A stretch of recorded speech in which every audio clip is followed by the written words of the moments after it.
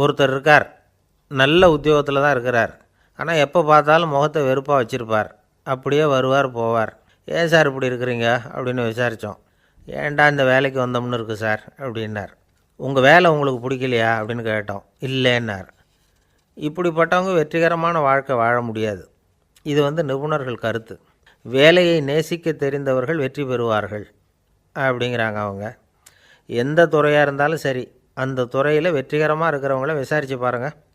எனக்கு என்னுடைய வேலை ரொம்ப பிடிக்கும் அப்படின்னு சொல்கிறவங்களாக தான் இருப்பாங்க. அப்படி இருந்தால் தான் அது வெற்றிகரமாக இருக்க முடியுது அவங்களால. ஒருத்தனுக்கு பிடித்தமான பொழுதுபோக்கே அவனுடைய தொழிலாக இருந்துட்டுதுன்னா அவனை மாதிரி கொடுத்து வச்சவன் வேறு யாரும் இல்லை அப்படிங்கிறார் பெர்னாட் ஷா. ஒரு தடவை மன்னர் ஹுமாயூன் உயிரை தண்ணீர் முண்டு ஊற்றுகிற தொழிலாளி ஒருத்தர் காப்பாற்றினாராம் அந்த ஹுமாயூன் உயிரை. உடனே மன்னர் கேட்டிருக்கார், உனக்கு என்ன வேணும்னாலும் கேளு தரேன், உயர் பதவி வேணுமா அப்படின்னு கேட்டாராம். மன்னா, மக்களின் தாகம் தீர்க்கக்கூடிய இந்த பணியை விட உயர்ந்தது உண்டா அப்படின்னாராம் அந்த தொழிலாளி. அவரால் அவருடைய வேலையை நேசிக்க முடிஞ்சுது, அதனால் மகிழ்ச்சியாக இருக்க முடிஞ்சுது. நாமெல்லாம் அப்படி இல்லை. வேலை கிடைக்கிற வரைக்கும் கிடைச்சா போதும் அப்படின்னு இருக்கோம். கிடைச்சதுக்கப்புறம் ஏன்டா இந்த வேலைக்கு வந்தோம்னு ரொம்பவும் அழுத்துக்குவோம். சரி, நாம் இருக்கிற இடத்துல நாம் வெற்றிகரமாக இருக்க வழி உண்டா அப்படின்னா உண்டுன்னு சொல்கிறாங்க. அதாவது மன இயல் நிபுணர்கள் இருக்கிறாங்க இல்லையா, அவங்க அதுக்கு முக்கியமாக 6 வழிகள் சொல்கிறாங்க. நீங்கள் ஒரு அலுவலகத்தில் வேலை பார்க்குறவரா அப்படின்னா இதை கேளுங்க. அதாவது உங்கள் மேலதிகாரி எதிர்பார்ப்புக்கு தகுந்த மாதிரி உங்கள் வேலை இருக்குதா? அப்படி இல்லைன்னா முதல்ல உங்கள் வேலையின் தரம் உயரணும். உங்களுக்கு மேலே கீழே வேலை பார்க்குற பணியாளர்கள்கிட்ட நல்ல விதமாக பழகிறீங்களா? அந்த உறவு முறையில் ஏதாவது குறை இருந்தால் அதை கண்டுபிடிச்சி சரி பண்ணுங்க. நம்பிக்கைக்கு உரியவர் அப்படின்னு நீங்கள் பேர் எடுக்கணும். நீங்கள் எடுக்கிற முடிவு நல்ல முடிவாக தான் இருக்கும் அப்படின்னு அடுத்தவங்க சொல்லணும். உங்கள் தோற்றத்துக்கு முக்கியத்துவம் கொடுங்க. இது மனம் உடல் ரெண்டும் சம்மந்தப்பட்டது. அதனால் மனசையும் ஆரோக்கியமாக வச்சுருக்கணும், உடம்பையும் ஆரோக்கியமாக வச்சுருக்கணும். உங்களுடைய நிர்வாகம் செயல்படுற விதத்தை நல்லா புரிஞ்சு வச்சுக்கணும். உங்களுடைய நிர்வாகம் இப்போ ஒரு காரியம் செய்யுதுன்னு வச்சுங்க, ஏன் அப்படி செய்யுது, எதுக்காக அப்படி செய்யுது, அதனுடைய குறிக்கோள் என்ன, அது நீடிக்கிறதுக்கு காரணம் என்ன, இதையெல்லாம் தெரிஞ்சுக்கணும். சிரிப்புக்கு வஞ்சகம் பண்ணக்கூடாது. நல்லா சிரிக்கணும், அப்போ தான் அது திரும்ப கிடைக்கும். கடந்த கால தோல்வியை பற்றி கவலைப்படக்கூடாது. முதலாளி விருப்பம் தெரிஞ்சு நடந்துக்கிறது நல்லது தான். அதுக்காக காக்கா பிடிக்கணுங்கிற அவசியம் இல்லை. உங்களுக்கு ஒரு பொறுப்பான வேலை கிடைக்குது, உடனே சத்தம் குழப்பம் அப்படின்னு சூழ்நிலையை இறுக்கமாக ஆக்கிடக்கூடாது. எந்த சூழலையும் இயல்பாக கையாளக்கூடியவர் அப்படிங்கிறத காட்டணும். இதெல்லாம் உங்கள் துறையில் நீங்கள் வெற்றி பெற நிபுணர்கள் சொல்கிற யோசனைகள். இவ்வளவு விவரமும் சொல்லிவிட்டு ஒருத்தரை பார்த்து கேட்டோம், இப்போ சொல்லுங்கள், நீங்கள் செய்கிற வேலை உங்களுக்கு பிடிச்சிருக்குதா அப்படின்னோம். ரொம்ப ரொம்ப பிடிச்சிருக்குது அப்படின்னார். சரி, என்ன செஞ்சிகிட்ருக்குறீங்க அப்படின்னு கேட்டோம். சும்மா தான் இருக்கிறேன் அப்படின்னார் அவர். அள்ள அள்ள குறையாதது அட்சய பாத்திரம், அது நமக்கு தெரியும், கேள்விப்பட்டிருக்கிறோம். ஆனால் போட போட நிரம்பாத ஒரு பாத்திரம் உண்டு. அது என்ன தெரியுமா? நம்மளில் பல பேர்கிட்ட அந்த பாத்திரம் உண்டு. அதுதான் பேராசை அப்படிங்கிற பாத்திரம். அதை நிறைவு செய்யவே முடியாது. பேராசையை பற்றி சுஃபி இலக்கியத்தில் ஒரு பிரபலமான கதை உண்டாம். அதை ஒரு பெரியவர் எடுத்து சொல்லியிருக்கிறார். ஒரு மன்னர் நகர்வலம் போயிட்டுருக்கார். ஒரு பிச்சைக்காரன் மன்னர் எதிரில் வரான். பிச்சை போடுங்கோங்கிறான். என்னுடைய அமைதியை கெடுக்காதே போங்கிறார் மன்னர். அவன் சிரிக்கிறான். அரசே, உங்களுடைய அமைதி கெடக்கூடிய நிலையில் இருந்தால் அதுக்கு பேர் அமைதியே கிடையாது அப்படின்னு நானா. எதிரில் நிற்கிறது வெறும் பிச்சைக்காரன் இல்லை, யோகி அப்படிங்கிறத மன்னர் புரிஞ்சுக்கிட்டார். துறவியே, உங்களுக்கு என்ன வேணும்னாலும் கேளுங்க, கொடுக்குறேன்னாராம். அந்த துறவி மறுபடியும் சிரிக்கிறார். அரசே, உங்களால் முடியாததையெல்லாம் கொடுக்க முடியும்னு சத்தியம் செய்யாதீங்க அப்படின்னார். மன்னருக்கு கோபம் வந்துட்டுது. என்ன இவர் இப்படி சொல்கிறாரே அப்படின்னு நினச்சார். நகர்வலத்தை பாதியிலேயே நிறுத்தினார். வாங்க அரண்மனைக்குன்னார். துறவியை அழைச்சிக்கிட்டு அரண்மனைக்கு வந்துட்டார். துறவி தன்கிட்ட இருந்த பிச்சை பாத்திரத்தை நீட்டினார். இது நிறைய எனக்கு பொற்காசுகள் வேணும் அப்படின்னாராம். அவ்வளவு தானா, இது ஒரு பெரிய காரியமா அப்படின்னு கையை தட்டினாராம் மன்னர். ஒரு பெரிய தாம்பாளம் நிறைய பொற்காசுகள் சேர்ந்தது. அதை அள்ளி போட்டார். போட போட அந்த பிச்சை பாத்திரம் நிரம்பவே இல்லை. பொற்காசுகள் போட போட அவ்வளவையும் உள்ளே வாங்கிக்கிட்டே இருக்குது. அரசாங்க கஜானாவே காலி ஆகிட்டுது. மூட்டை மூட்டையாக பொற்காசுகளை கொட்டி பார்த்துட்டாங்க. அது முழுங்கிக்கிட்டே இருக்குது. கடைசி வரைக்கும் அந்த பிச்சை பாத்திரம் நிரம்பவே இல்லை. அரசர்கிட்ட இருந்த கர்வம் போயிட்டுது. அப்படியே பொத்துன்னு துறவி காலில் விழுந்தார். அப்போ அந்த துறவி சொன்னாராம், மன்னா, இந்த பிச்சை பாத்திரத்தை உங்களால் மட்டும் இல்லை, வேறு யாராலையும் நிரப்ப முடியாது. அதுக்கு என்ன காரணம்னா, இது சாதாரண பிச்சை பாத்திரம் இல்லை, பேராசைகளோடு வாழ்ந்து செத்துப்போன ஒரு மனிதனின் மண்டை ஓடுது அப்படின்னாராம். பாருங்கள், இதுதான் அந்த சுஃபி இலக்கிய கதை. செத்த பிறகும் நிறைவு இல்லைன்னா அது எப்பேற்பட்ட பேராசையாக இருக்கும்னு யோசித்து பார்த்துங்க. நம்மால் ஒருத்தர் கல்யாணம் பண்ணிக்க பொண்ணு பார்த்துக்கிட்டு இருந்தார். அழகு, அறிவு, படிப்பு எதுவும் தேவையில்லை, பணம் மட்டும் இருந்தால் போதும் அப்படின்னு பார்க்குறவங்ககிட்டெல்லாம் சொல்லி வச்சார். ரொம்ப நாளைக்கு அப்புறம் ஒரு பணக்காரர் கிடைச்சார். அவர் சொன்னார், இதை பாருங்கள், எனக்கு 20 வயசில் ஒரு மகள், அவளை நீங்கள் கல்யாணம் பண்ணிக்கிட்டா 2 லட்சம் பணம் கொடுப்பேன்.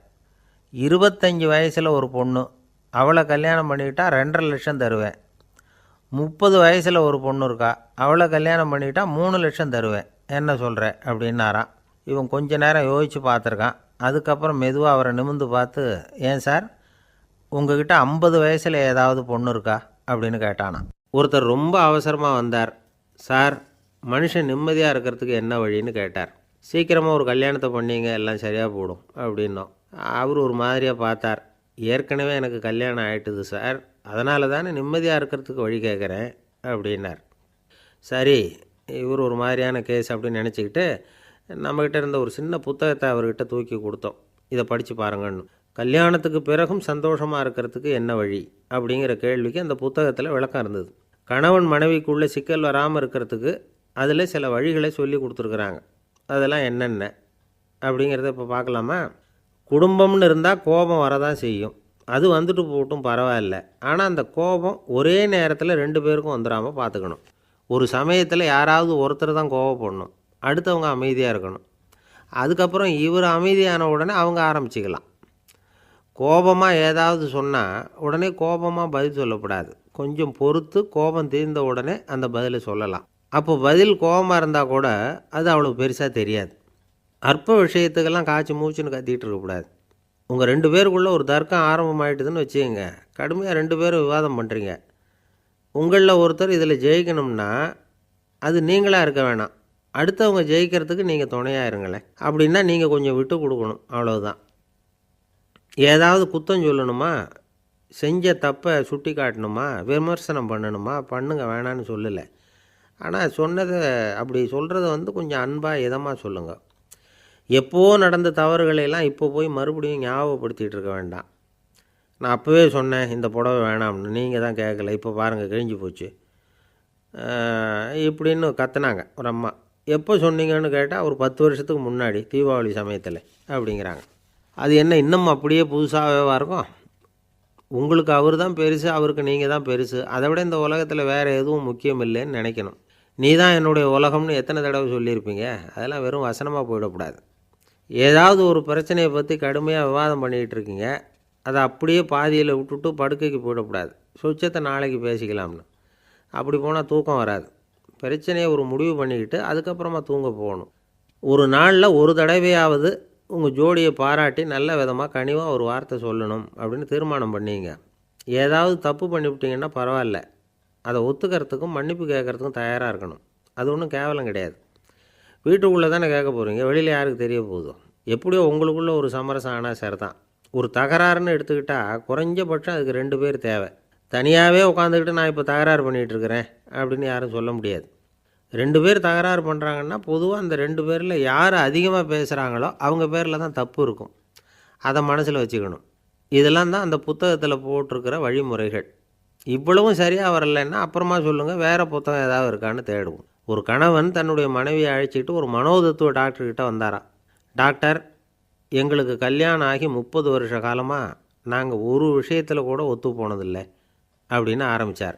உடனே அந்த அம்மா குறுக்கிட்டு, அது 30 வருஷம் இல்லை 32 வருஷம் அப்படின்னாங்களாம். சில பேரை இப்படி சொல்கிறது உண்டு. அடுத்தவங்களை அனுசரித்து நடந்துக்க தெரியல, அவன் என்ன சார் மனுஷன் அப்படிம்பாங்க. சக மனிதர்களோடு எப்படி பழகிறது அப்படின்னு தெரியாததுனாலேயே பல பேர் இன்றைக்கி சங்கடப்பட்டுக்கிட்டு இருக்கிறாங்க. வசதி வாய்ப்பெல்லாம் சரியாக இருக்கும், ஆனால் வாழ்க்கை சரியாக இருக்காது. இன்னொருத்தர்கிட்ட எப்படி பேசுறது பழகிறதுங்கிறது தெரியாதனால தான் இந்த அவஸ்தை. சரி, இந்த அவஸ்தை இல்லாமல் வாழறது எப்படி? இதுக்கு அனுபவசாலிகள் சில வழிமுறைகளை சொல்கிறாங்க. அதெல்லாம் என்னென்னங்கிறத இப்போ தெரிஞ்சுக்குவோம். முதல்ல நம்ம நாக்கு நம்ம கண்ட்ரோலில் இருக்கணும். வார்த்தைகளை கொட்டிவிட்டு அதுக்கப்புறம் அள்ள முடியாமல் கிடந்து கஷ்டப்படக்கூடாது. எப்படி பேசுகிறோங்கிறதும் முக்கியம். பேசுகிறப்ப எப்படி முகத்தை வச்சுருக்கிறோங்கிறதும் முக்கியம். அன்பாக பேசினாலும் நல்லாயிருக்கும். அப்படி பேசுகிறப்ப ஆதரவாக அவர் தோள் மேலே ஒரு கையை போட்டுக்கிட்டு பேசினா இன்னமும் நல்லாயிருக்கும். ரெண்டாவது விஷயம், இன்னொருத்தர்கிட்ட பேசுகிறப்போ வாக்குறுதிகளை அள்ளி வீசக்கூடாது. கொடுக்குற வாக்குறுதி குறைச்சலாக இருக்கணும். அப்படி கொடுத்த வாக்குறுதியை கண்டிப்பாக நிறைவேற்றணும். நாம் ஒருத்தரை பாராட்டுறோம் அல்லது அவரை பற்றி அபிப்பிராயம் சொல்கிறோம்னா அது ஆக்கப்பூர்வமாக இருக்கணும். நம்ம பாராட்டு அல்லது விமர்சனம் அடுத்தவருடைய முன்னேற்றத்துக்கு உதவுறது மாதிரி இருக்கணும். நாம் சொல்கிறத கேட்டுட்டு அவன் தலையில் கையை வச்சுட்டு உட்காந்துடக்கூடாது. எப்பவும் உற்சாகமாக இருக்கணும், முகம் மலர்ச்சியாக இருக்கணும். மனுஷன் இருந்தால் வருத்தம், கவலை, ஏமாற்றம் எல்லாம் இருக்க தான் செய்யும். அதெல்லாம் மனசில் இருக்கட்டும். அந்த வருத்தமும் கவலையும் ஏமாற்றமும் சேர்ந்துக்கிட்டு நம்ம முகத்தில் இருக்கிற மலர்ச்சியை மூடி மறைக்கிறதுக்கு நாம் இடம் கொடுத்துடக்கூடாது. எந்த விஷயத்தை பற்றி யாருக்கிட்ட பேசினாலும் வெளிப்படையாக பேசணும். திறந்த மனசோடு பேசணும். மூடி மறைச்சி முழுங்கிக்கிட்டு இருக்கக்கூடாது. இன்னொருத்தர்கிட்ட பேசுகிறப்போ விவாதம் பண்ணுங்க, அது தப்பு இல்லை. ஆனால் வாதாடிக்கிட்டு இருக்கக்கூடாது. அதாவது என்ன சொல்கிறாங்கன்னா, டிஸ்கஸ் பண்ணலாம், ஆர்கியூ பண்ணக்கூடாதான். நம்மக்கிட்ட இருக்கிற நல்ல குணங்களை நாம் எடுத்து சொல்லிகிட்டு இருக்கக்கூடாது. அந்த நல்ல குணங்களே நம்மளை பற்றி எடுத்து சொல்லணும். அது மாதிரி நடந்துக்கணும். அதே மாதிரி அடுத்தவங்க கிட்ட உள்ள கெட்ட குணங்களை பற்றி அவசியம் இல்லாமல் நாம் பேச வேண்டியதில்லை. உங்களை பற்றி யாராவது தப்பாக பேசுகிறாங்களா, அப்படி அவங்க பேசுகிறதுல உண்மை இல்லையா அப்படின்னா அதை நீங்கள் பொருட்படுத்த வேண்டியதில்லை, விட்டுடலாம். அது தானாக போயிடும். ஒரு 4-5 பேரோட பேசிக்கிட்டு இருந்தீங்கன்னா எல்லாருக்கும் முக்கியத்துவம் கொடுங்க. யாரையும் அலட்சியப்படுத்தாதீங்க. தமாஷா பேசலாம். ஆனால் அவங்க தமாஷ் அடுத்தவங்களை கேலி பண்ணுறதா இருக்கக்கூடாது. நமக்கு கிடைக்க வேண்டியது கிடைக்கலையே அப்படிங்கிற தவிப்பு நம்மக்கிட்ட இருக்கக்கூடாது. அது தேவையில்லை. உங்கள் செயல்பாடுகள் தெளிவாக இருக்கட்டும். பாராட்டு தானாக அவங்கள தேடிட்டு வரும். இன்னொரு மனுஷனுடைய மனசில் கௌரவமான ஒரு இடத்த பிடிக்கணும்னா நாம் இந்த குணத்தையெல்லாம் நம்மக்கிட்ட வளர்த்துக்கணும். இதெல்லாம் அனுபவசாலிகள் சொல்லியிருக்கிற குறிப்புகள். இந்த குறிப்புகளை சரியாக புரிஞ்சுக்கணும். அது முக்கியம். தப்பாக புரிஞ்சுக்கிட்டா என்ன ஆகும் தெரியுமா? இதை கேளுங்க. ஒருத்தர் வந்தார். சார், அடுத்தவங்க தோள் மேலே கையை போட்டுக்கிட்டு அன்பாக பேசணும்னு சொன்னீங்க. அப்படி தான் பேசினேன். அவர் முதுகை கூட தட்டி கொடுத்தேன். என் வேலை போயிட்டுது சார், வீட்டுக்கு அனுப்பிச்சிட்டாங்க அப்படின்னார். யாருக்கிட்ட அப்படி பேசுனீங்கன்னு கேட்டோம். என் முதலாளிகிட்ட சார் அப்படிங்கிறார் ரொம்ப சோகமாக. இந்த உலகமே ஒரு நாடக மேடை. நாம் எல்லாரும் நடிகர்கள். இது ஞானிகள் சொல்கிறது. இது ஒரு பக்கம் இருக்கட்டும். இந்த உலகத்துக்குள்ளே எத்தனையோ நாடக மேடைகள், எத்தனையோ நடிகர்கள், எத்தனையோ நாடகங்கள். இதெல்லாம் எப்படி ஆரம்பமாச்சு? அதுதான் இன்றைக்கி தகவல். அதாவது ஆதி மனிதன் பேச ஆரம்பிக்கிறதுக்கு முன்னாடி சைகையாலேயே எல்லாத்தையும் சொல்லிகிட்டு இருந்தான். அதனால் அப்போவே நடிப்பு ஆரம்பமாயிட்டுது. முதல்ல ஒரு வேட்டையைத்தான் அவன் நடித்து காட்டியிருப்பான். இவன் எப்படி போனான், எதிரில் மிருகம் எப்படி வந்தது, அதோடு எப்படி சண்டை போட்டான், எப்படி அடித்து கொண்டுகிட்டு வந்தான். இதை அப்படியே மற்றவங்களுக்கு நடித்து காட்டியிருப்பான். ஏன்னா மொழி கிடையாது. இந்த காலத்துலலாம் நாடகங்களில் நடிக்கிறவங்கள நடிகர்கள்ங்கிறோம். ஒரு காலத்தில் இவங்களுக்கு என்ன பேர் தெரியுமா? திஸ்பியர்கள் அப்படின்னு பேரான். இதுக்கு காரணம் உண்டு. அதாவது 2000 வருஷத்துக்கு முன்னாடி கிரீஸ் நாட்டில் திசிபியஸ் அப்படின்னு ஒரு ஆள் இருந்தான். அவன் ஒரு பெரிய நாடக கலைஞன். அவன் சில இளைஞர்களை சேர்த்துக்கிட்டான், பயிற்சி கொடுத்தான், நாடக குழுவை உருவாக்கினான். நடிகர்களையும் நாடகத்துக்கு தேவையான பொருள்களையும் ஏற்றிக்கிட்டு போகிறதுக்கு ஒரு வண்டியையும் தயார் பண்ணான். அந்த வண்டியிலேயே அவன் கிரேக்க நாடு பூராவும் சுற்றினான். ஊர் ஊராக நாடகம் போட்டான். ஒரு ஊருக்கு போனதும் அங்கே நாடகம் நடத்த தியேட்டர் இருக்கா அப்படிங்கன்னெல்லாம் பார்க்குறதில்ல அவன். ஏன்னா அப்போலாம் தியேட்டர்னா என்னென்ன தெரியாது. நாடகம்னா அதை ஒரு மூடிய கொட்டைக்குள்ளே தான் நடத்தணுங்கிறது அப்போ யாருக்குமே தோணலை. இந்த வண்டி போகும், அதுவே ஒரு பகுதி, அப்படியே ஒரு மேடை மாதிரி விரிச்சிக்கும். அதில் ஏறி நின்றுக்கிட்டு நாடகத்தை நடித்து காட்டுவாங்களாம். மக்கள்லாம் எதிரில் தரையில் உட்காந்து அதை பார்த்துக்கிட்டு இருக்கிறது. உலகத்தின் முதல் நடமாடும் தியேட்டர் இது தானா. இந்த திசிபிஎஸ் தான் முதலாக உலகத்தில் நாடகங்கிற பொழுதுபோக்கை நடத்தி காட்டினவன் அப்படின்னு சொல்கிறாங்க. அவன் சொந்தமாக நாடகம் எழுதுனா, நடித்தான், நாடகத்தை இயக்கினான். அதனால தான் அவனை first man of the theatre அப்படின்னு சொல்லுவாங்க. அவன் தான் நாடக மேடையின் முன்னோடி. கிரேக்கர் காலத்திலேயே நாடக ஆசிரியர்கள், நடிகர்கள், ரசிகர்கள் இவங்கெல்லாம் உருவாயிட்டாங்களாம். நாடகத்தின் சரித்திரத்தில் இந்த 3 பிரிவும் ரொம்ப முக்கியம். அதாவது கிரேக்க தியேட்டர்கள்லாம் திறந்த வெளி மேடைகள் தான். பெரும்பாலும் மலைச்சரிவுகள், அதுவே படிப்படியாக பண்ணியிருப்பாங்க. கீழே அரைவட்ட வடிவில் மேடை, அதுக்கு ஆர்கெஸ்ட்ரான்னு பேர். பிற்காலத்தில் இதில் உட்காந்து இசைக்குழுவினர் வந்து வாய்ச்சதுனால இசைக்குழுவுக்கே ஆர்கெஸ்ட்ராங்கிற பேர் வந்துட்டுது. இப்போது கிரேக்க தியேட்டர்களில் ஒன்று, அதோட காலம் வந்து கிமு 340. அதை இன்னமும் பாதுகாத்து வச்சுருக்கிறாங்களாம். எபிடாரஸ் அப்படிங்கிற இடத்துல அது இருக்குதான். இன்னமும் அந்த தியேட்டரை பயன்படுத்திக்கிட்டு வர்றாங்களாம். சிறந்த கிரேக்க நாடகங்கள்லாம் அங்கே நடிக்கிறாங்களாம். ஆரம்ப காலத்திலேயே கட்டணம் கிடையாது. அப்புறம் பின்னாடி தான் நுழைவு கட்டணம்லாம் அப்படியே வந்துட்டு தான். நடிகர்கள் வந்து பளபளப்பான ஆடைகள் உடுத்தியிருப்பாங்களாம். இந்த குதிகால் உயர்ந்த காலணிகள் போட்டிருப்பாங்களாம். இதெல்லாம் பழைய குறிப்புகள். பலவிதமான உருவங்களில் மாஸ்க் அப்படின்னு சொல்லப்படுற முகமூடி. அதனால் ஒரே நடிகர் பல வேடங்களில் நடிக்கிறது உண்டான். ஆரம்பத்தில் பெண் நடிகர்கள் கிடையாது, எல்லாம் ஆண் நடிகர்கள் தான். ரோமானியர்கள் தான் முதல் நிரந்தர நாடக மேடையை கட்டினவங்க. அதுதான் முதல் தியேட்டர்.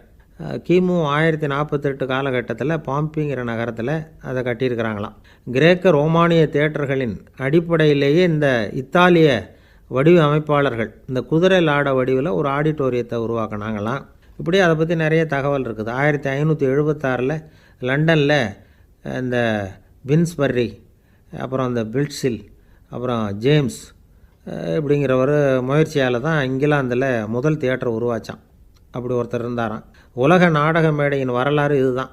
அதாவது இப்போல்லாம் அறிவியல் வளர்ச்சி அதிகமாகிட்டுது. திரைப்படம், தொலைக்காட்சி எல்லாம் வந்தாச்சு. ஒவ்வொரு வீடுமே ஒரு குட்டி தியேட்டர் மாதிரி ஆகிட்டுது. தொலைக்காட்சி முன்னாடி உட்காந்தா எழுந்திருக்கவே மனசு வர்றதில்லை. ஒரு அம்மா ஒரு மனோதத்துவ டாக்டரை தேடிட்டு வந்தாங்களாம் இந்த காலத்தில். டாக்டர், எங்கள் வீட்டுக்காரர் எப்போ பார்த்தாலும் டிவி முன்னாடி உட்காந்துக்கிட்டு அதையே வெறிச்சு பார்த்துக்கிட்டு இருக்கிறார், உத்து பார்த்துக்கிட்டு இருக்கார், எனக்கு சந்தேகமாக இருக்குன்னாங்களாம். இது மனக்கோளாறு இல்லைங்க, ஆர்வக்கோளாறு, அவ்வளவுதான், இதுக்காக பயப்படாதீங்கன்னாரான் டாக்டர். அப்படி இல்லை டாக்டர், டிவி ஓடும் பொழுது நாம் எல்லாம் அதை பார்க்குறோம் சரி, ஆனால் அவர் அப்படி இல்லை, டிவியை நிறுத்தினதுக்கு அப்புறமும் அதையே உத்து பார்த்துக்கிட்டு உட்காந்துருக்கிறார், அதனால தான் சந்தேகப்பட்டு உங்ககிட்ட வந்தேன் அப்படின்னாங்களாம். ஒரு சின்ன பையன் வந்தான். அவனை பார்த்து ஒரு கேள்வி கேட்டோம். ஏன்ப்பா உங்கள் வீட்டில் அம்மா புத்திசாலியா அப்பா புத்திசாலியா அப்படின்னு. அவன் அலட்சியமாக நம்மளை பார்த்து சிரிக்கிறான். என்ன சார் இது, இந்த காலத்தில் இது கூட தெரியாமல் இருக்கிறீங்களே அப்படிங்கிறான். ஒரு சின்ன பையன் நம்மளை பார்த்து இப்படி கேட்டுவிட்டானே அப்படின்னு நினைக்கிறப்போ நமக்கு ஒரு மாதிரி ஆகிடும். அதுக்கப்புறம்தான் இந்த தாத்தா பாட்டிலாம் சொல்கிற ஒரு கதை ஞாபகத்துக்கு வந்தது. அது என்ன கதை தெரியுமா? ஒரு ஊரில் ஒரு அம்மாவும் பிள்ளையும் இருந்தாங்களாம். அந்த மகனுக்கு திடீர்னு தேசாந்திரம் போய் வரணும்னு ஆசை வந்துட்டுது. ஊராக போய் சுற்றி பார்க்கணுங்கிற ஆசை. அந்த அம்மாவுக்கு இது பிடிக்கல. மகனை பிரிஞ்சு இருக்கிறதுக்கு அவங்க மனசு இடம் கொடுக்கல. வேணாப்பான்னு சொல்லி பார்த்தாங்க, அவன் கேட்கல. திடீர்னு புறப்படவும் செஞ்சுட்டான். சரி, இனிமேல் அவனை தடுக்க முடியாதுன்னு முடிவு பண்ணிக்கிட்டாங்க அந்த அம்மா. இருந்தாலும் புத்திசாலித்தனமாக ஒரு யோசனை பண்ணாங்க. மகனை கிட்டத்தில் கூப்பிட்டாங்க. அவங்ககிட்ட சொன்னாங்க, இதை பாருப்பா, நீ தேசாந்திரம் போகிறதுன்னு தீர்மானம் பண்ணிவிட்ட, அதை நான் தடுக்கலை, போயிட்டு வந்துடும். ஆனால் போகிறதுக்கு முன்னாடி எனக்கு ஒரு வாக்குறுதி கொடுத்துட்டு போ அப்படின்னாங்க. போகிறப்போ ராத்திரியாக இருந்தாலும் பகலாக இருந்தாலும் சரி, புளிய மரத்து நிழலில் தான் தங்கணும். திரும்பி வர்றப்போ இரவும் பகலும் நீ வேப்ப மரத்து நிழல்லே தங்கணும் அப்படின்னாங்க. சரி, அப்படியே செய்கிறேன்னு சொல்லி வாக்குறுதி கொடுத்தான் பையன். புறப்பட்டு போனான். போகிற வழியில் புளிய மரத்து நிழல்லையே தங்கினான், தூங்கினான். அப்படி போய்கிட்டே இருந்தான். 7ஆவது நாள் அவன் உடம்பு சுகமில்லாமல் போயிட்டுது. ரொம்பவும் பலவீனமாயிட்டான். இனிமேல் நடக்க முடியாதுங்கிற நிலைமை வந்துட்டுது. யோசித்து பார்த்தான். சரி, இதுக்கு மேலே போக வேண்டாம் அப்படின்னு முடிவு பண்ணிவிட்டு திரும்பி வர ஆரம்பிச்சிட்டான். திரும்பி வர்றப்போ வழியில் வேப்ப மரத்து நிழல்லையே தங்கி வந்தான். நாளுக்கு நாள் உடம்பு சரியாக வந்துட்டுது. 7ஆவது நாள் வீட்டுக்கு சேர்றான். உடம்பு பழையபடியே கலகலப்பாயிட்டுது. பூர்ண சுகம். தேசாந்திரம் போன பையன் திரும்பி வந்துட்டானே அப்படின்னு அந்த அம்மா ஆச்சரியப்படலை. ஏன்னா அவங்களுக்கு தெரியும் இப்படி ஆகும்னு. பையன் சீக்கிரமாக திரும்பி வரணுங்கிறதுக்காக தான் அவங்க அந்த யோசனையை சொன்னாங்க. என்ன விஷயங்கிறதையும் அவங்களே சொன்னாங்க.